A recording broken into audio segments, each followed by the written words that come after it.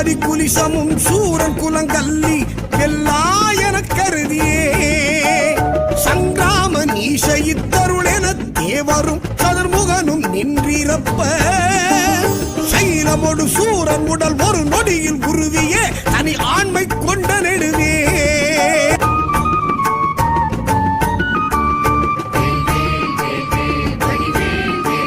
கங்காளி சாமுண்டி மாராகி இந்திராணி கௌமாரி கமலாசன கன்னி நாரணி குமரி திரிபுரை பைரவி அமலை கௌரி காமாட்சி சைவ சிங்காரியாமலை பவானி கார்த்திகை கொட்டி திரையம்பகி அளித்த செல்வ